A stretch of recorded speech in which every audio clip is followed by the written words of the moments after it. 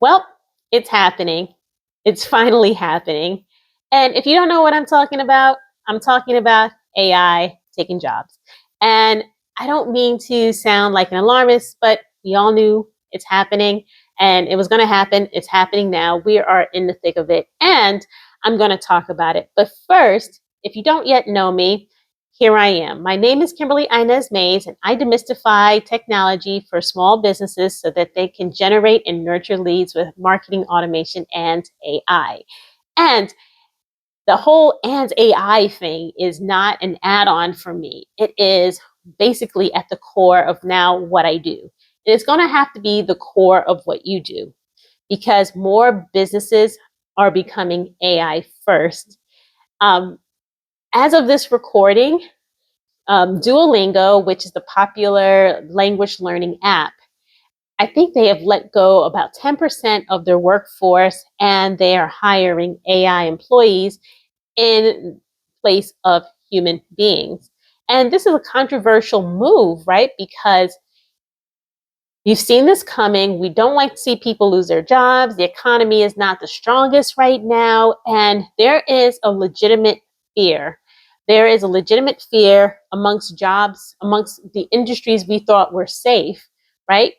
College educated people, white collar workers, workers with decades of experience now just being pushed to the side for large language models, for Chat GPT, for Claude, for custom agents. And we're wondering how far is this going to go and how many people are going to lose their jobs. And we are reading all of these reports like, oh, white collar jobs can go away in 2030, or there are only going to be 3 types of jobs left. And, a lot of times publications will put out these headlines to alarm you, to get your clicks. And maybe there are grains of truth to a lot of what's being said. But here is my mode of thinking. You need to focus on your locus of control, right?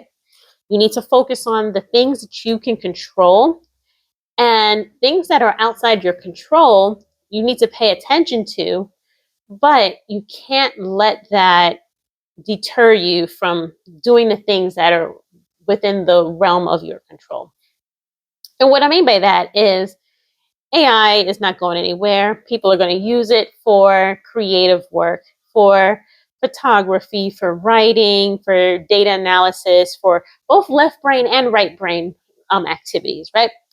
And it's happening. It's not something that you can just wag your finger at somebody and say, don't do that. That's not good.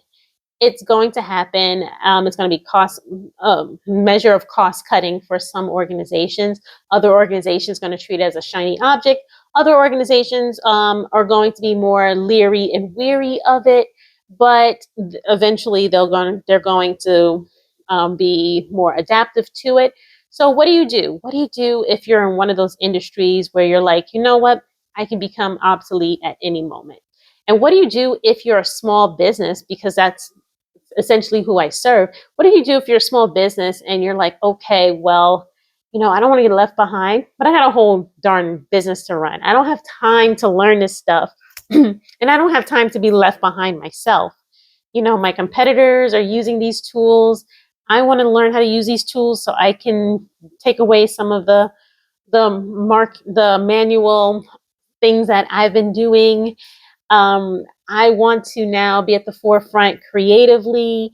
Maybe I want to save a little bit of money on some of my staffing. Maybe I want to maximize my staff. So the staff that I do have, the staff that I can't afford, I want to upskill them so that they can be more productive using AI tools.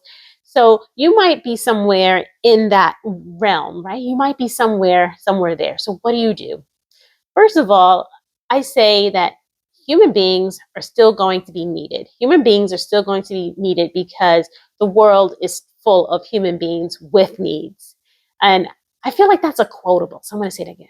Human beings are going to be needed because there are always going to be human beings with needs. Dang, that's good. Ooh, okay, sorry, I get excited.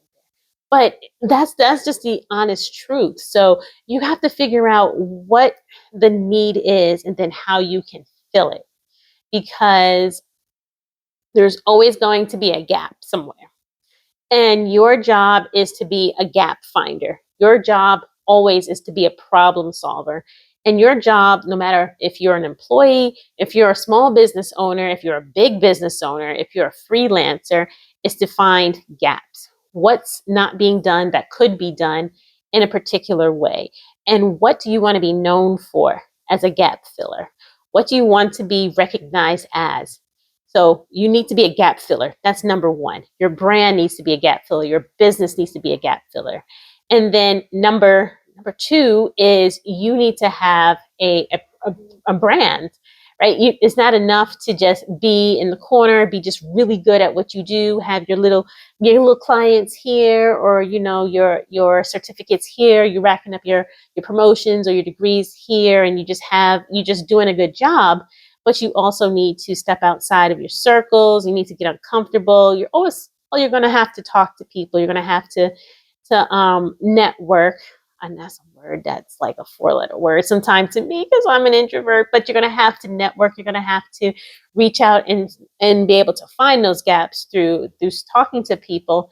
And then number 3 is really important is upskilling, and this is paying attention to where not only where the gaps are, but just honing in on your craft and finding ways to now use the tools to fill the gaps. Not even find the gaps, but fill the gaps and be able to speak into and sell whatever it is that you can do to who needs it.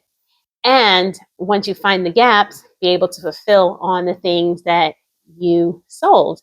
Operate your business, attract new leads, make a sale, close a sale, fulfill on the sale, things like that. And you're going to need a tech stack. You're going to need systems. You're going to need processes in place, SOPs, things like that. And if all of those things that I've just mentioned sound like another language to you, that is definitely where I come in, because I can help you do all of that for your business, where we sit down, we look at what's working, what's not working, what you've tried before, and what you don't know that you don't know, so that we can identify those gaps together, and we can now correct some of those things, and we can identify some of those gaps so that there is one less stressor for you to stress out about. Because like it or not, this technology is not going away, and it's not something to be afraid of. It's not something to be wary of. It can actually help your business. But you need to learn how to use it correctly. You need to actually use it. You have to dip more than your toe in. You've got to at least go up to your knees. You got to at least be knee deep in it. And you just have to be open, because the technology landscape is changing rapidly. Day over day, we're getting new announcements, new releases, new shifts in businesses, new governmental policies regarding AI. It's just insane. So you have to stay on the ball. You have to keep up, no matter where you find yourself in this whole entire landscape. It's not the time to get comfortable, but you have to get comfortable being uncomfortable, and you have to actually do something about it.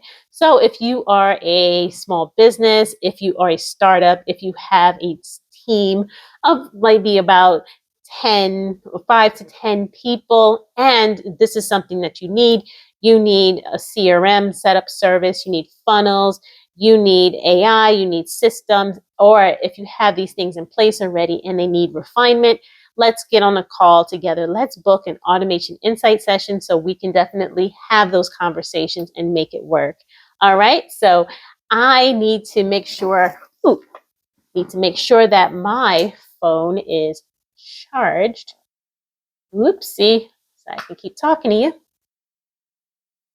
There we go.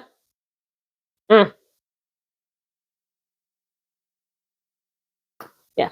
So where was I? Yes. So we can absolutely do all of that together, and you walk away with a plan of action. You walk away with your next steps. And if I can offer support to you, you walk away with that support and a plan for how we're going to work together. All right.